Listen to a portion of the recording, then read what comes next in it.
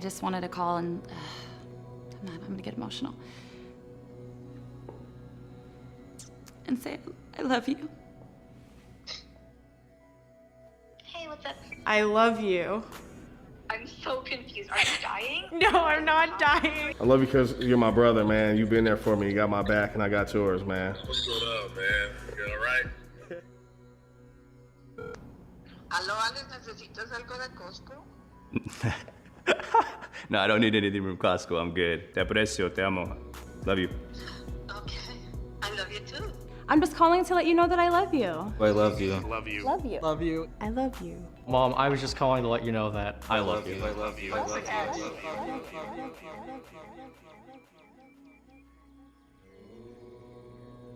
you. Love. What is it? I mean, we have definitely been using this word in all kinds of contexts, connotations, and conjugations, haven't we? It almost seems like over time these conjugating connotations conjoined and started conjuring all kinds of imaginations of what love can, could, would, and should be. I know, that's way too complicated. Love isn't supposed to be that complicated, right? Yeah, that sounds good, but there is actually a huge difference between love isn't supposed to be complicated and love wasn't supposed to be complicated, isn't it? In our world today, as we have and are currently co-creating, love has become a concept that is constantly being separated and contrasted within the individual instead of love being a unified understanding within everyone. Should we not examine this? And if love as a concept is supposed to be understood fundamentally within everyone, then it should be what? It should be simple. Yes. It should be the opposite of complicated, right? I think it's fair to say that even though many times it's not, love should be simple. And this would be correct. But in all actuality, it should not only be simple, it's supposed to also be simply understood, as well, right? And what does the understood part mean? When it's said that love should not only be simply understood, it would also be simply understood. That means that even if one's previous connotations and conjugations of love have become too complicated, even for their own understanding, there's always an opportunity for a new paradigm. So, let us now simplify love. First things first. The word love is almost a misnomer waiting to happen if you leave off one critical part of love. For although love can be spoken as a one-word concept, it cannot be understood that way. There can only be one way to universally understand love, and that's through us understanding the full embodiment of the concept, more so than the word itself. So with all that being said, let's try and simplify everything. Love? Love. No. That's not enough. Something is missing. When something such as love is spoken about as if it's a monolith concept that we all agree upon and understand, that is simply not true. So it seems incomplete. When love is understood this way, it implies that love just is. But in our current reality and society, sometimes we experience love more like it isn't than it is. And that's once again where things get complicated. So let's try to address and simplify the verb part of love instead, because when the verbal part of love misrepresents the verb part of love, the imbalance begins. So we must address the actual actions as it pertains to love, because in our world right now we believe that for every action there must be an equal to or opposite reaction. And this is being expressed today as love and war, black versus white, and even male versus female. So where would the silver linings lie within the more complicated perspectives of love? And furthermore, can this concept be made simple and commonly understood, even from a super complicated perspective? Of course. But how? Unconditional love? Yes. There is only one true expression of love. Unconditional love. So any condition put on love would be what? It would be something else. It can be anything you want it to be. But it wouldn't be love. Now, if in our minds there is pushback to this, it is and would be natural due to our current belief system. Why? Because even though at some level it does sound like unconditional love in all forms is the only way to express love, that can become very complicated in the world we live in today, right? I mean, depending on the person or the dynamics of any relationship, there's normally some form of condition that we all have as a boundary, as our own protective field around our love. And these boundaries seem emphatically necessary for our lives to maintain our individual peaceful state. So although it may be true that in our current society, many times, conditions on love also seem to obviously be necessary almost as a perceived form of self-preservation. And although you could say this, a good rule of thumb is that, whenever something seems both simple and complicated at the same time, there's normally a paradigm closer than a paradox. So, as we can see, once again when love is left up to individual interpretations based on our subjective individual experiences, this is where the whole concept of love becomes complicated. So, let us completely digress from the chaos and venture into the true state of love, as it applies to love's natural state of being.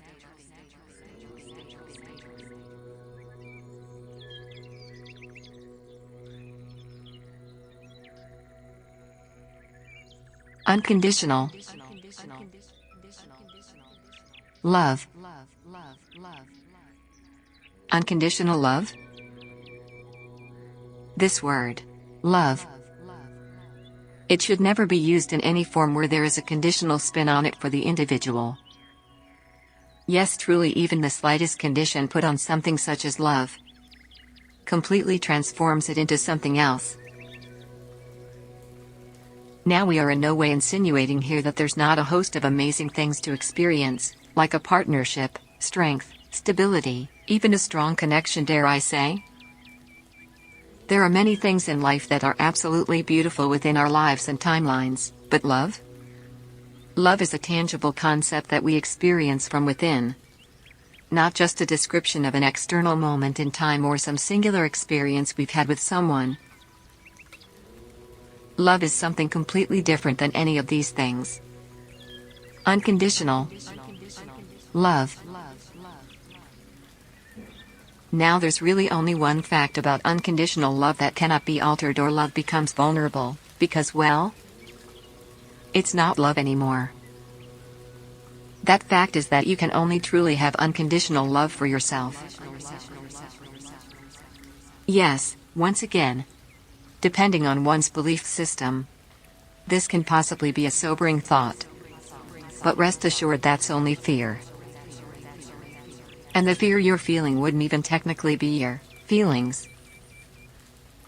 Those fearful thoughts and feelings would be your demons, smelling a vacay, coming in the near future. And make no mistake, by vacate, we don't mean a vacation.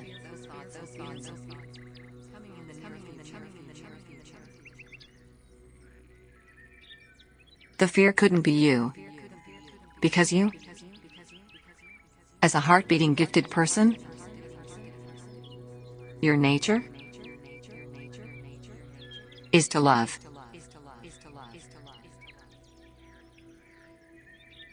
It all truly is an illusion. The fact of the matter is that the only kind of love is unconditional love. And the only person you can have unconditional love for is yourself. And even if it's hard to understand this initially, there is also only one reaction to actually accepting and understanding this possibly fearful concept as a fact.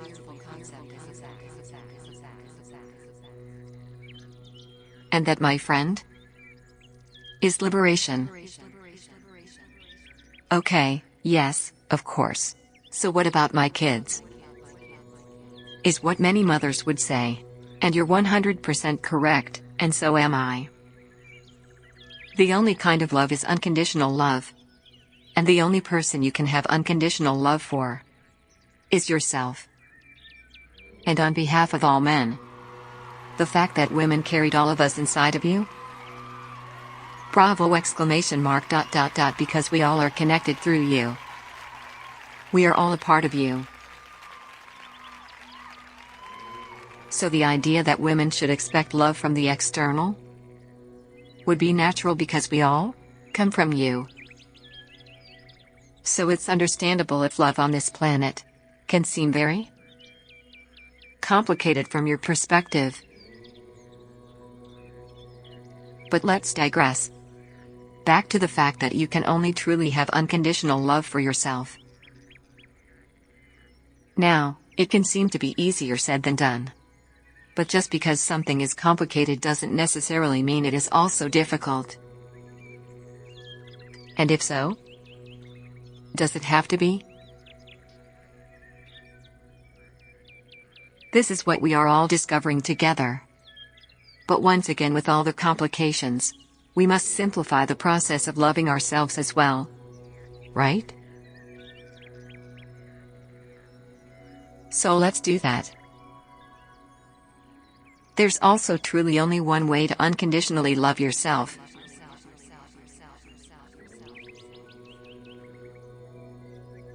And that would be loving every day of your life, even up until you're right now.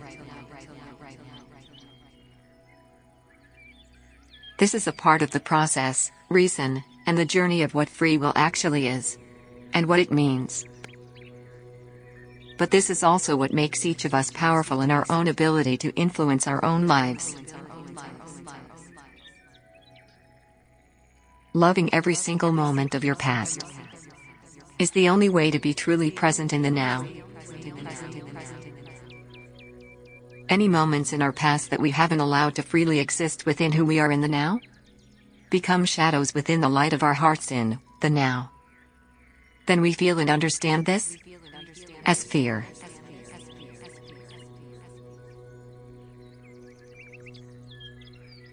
Another fact is that over time some of us have done many things that we would not be proud of in public or private. But that's where the complexity of unconditional love becomes simple. Because pride mixed in with love wouldn't be love at all, would it? So even our darkest skeletons would have to be absorbed into the light of who we all truly are at this very moment, because if there's one thing that each of us are capable of individually, it's accepting ourselves for who we are. Because you're the only one who knows who you truly are.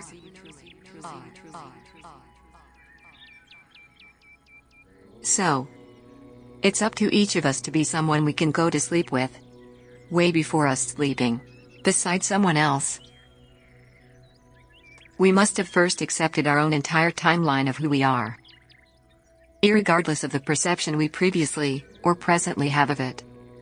And it's our individual responsibility to do this, not only because it's our true nature, but also because we are the only ones who not only know what we did, but we also know why we did it.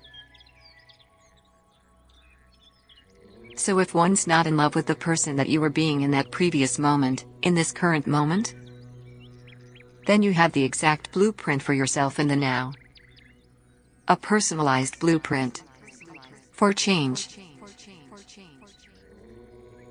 For a blueprint for yourself in the now is telling your heart where to take you next, which is the future.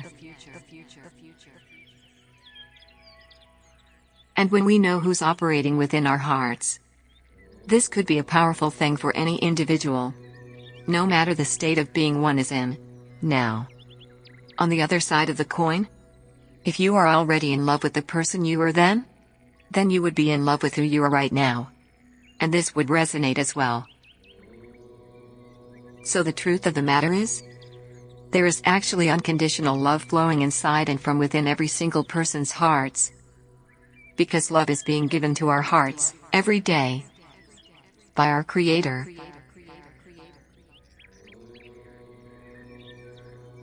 Every second of every day. Unconditionally. This is why our nature is to love ourselves first, because the Creator first loves us. Continuously and unconditionally, through the gift of sustaining life itself. The symbol for love in our society is the heart. And this couldn't be farther from a common coincidence. The fact is that none of us are in control of our heart's beat. Now, let's say that once again. Because literally, we are not controlling the beating of our own hearts. It's kinda common sense that if you decided to stop breathing, you'd quickly realize that that is 100% not your call. And so, if there was any question, we're the first expression and explanation of why, when, and where the unconditional part of love became the prime directive for us all. There's your proof. The unconditional breath of being. So, unless someone can show us what condition is actually on the unconditional breath of life, which is given to us freely, then unconditional love would obviously be the original state and statement of our reason for breathing, which is and will always be to love unconditionally, love and light. Now this unconditional vibration that is actually animating us is actually expressed and experienced unconditionally as light as well. Where? As our sun. Yes, that is right. If it's never been scientifically or theoretically understood this way, I think we should point out the obvious here as well. Before the sun is to be understood as a ball of hydrogen and helium having a fireworks fight, it should be understood for what it low-key obviously is. The sun is 100% a quote-unquote ball of unconditional love.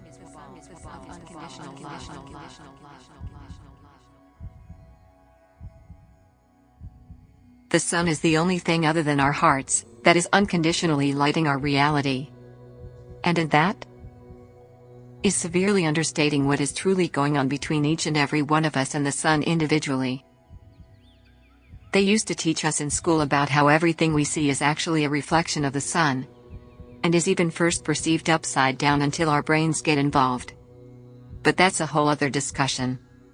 So if there's one other factor that can't be argued with, it's the fact that what we call the sun has way more love, dedication, dependability, reliability, security, and any other word you could fathom to describe what love is for us, than we've ever had for it.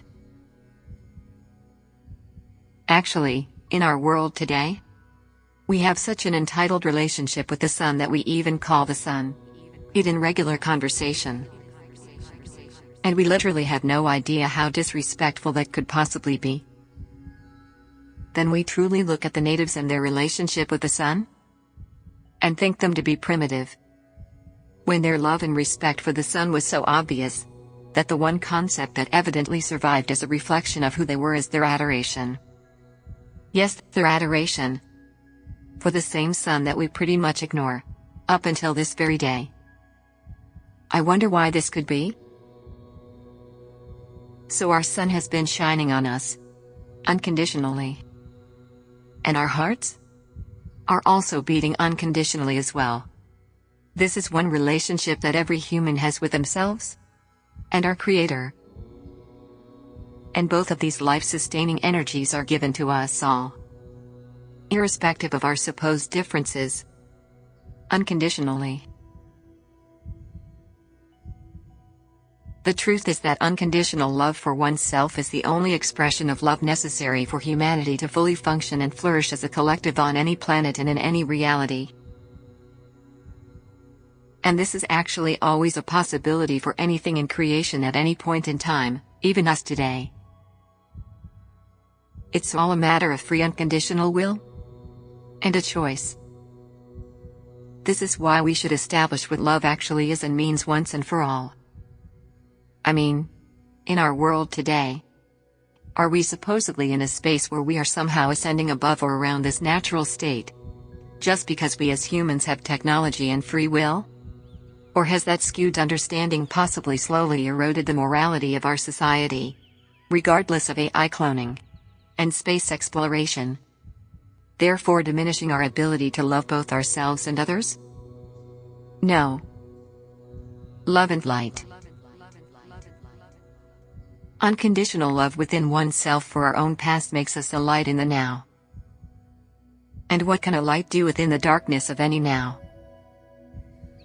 A light within the darkness of the now can decide its own direction for the future. The light of love is clarity, direction, and also the courage to go that way. Especially if you weren't heading that way before. The fact that you're heading in a different direction that's so clear to you, devoid of outside forces or influences, is how you know it's the real type of love. Because it's what's powering you. Just like the heart powers you. The alignment is inarguable. And now we can make the unconditional love we supposedly want from others simple. Because oftentimes the love we want and desire from others is the love and light we're actually desiring to give to someone else. And that is and could be a beautiful thing that our world would need right now. But you must give that love to yourself first, for then, it's not a gift to others at all. It's just the light. And what happens when one's light of unconditional love for themselves shines on another's unconditional love for themselves? Well, it would be the same unconditional love and light that it was before, no?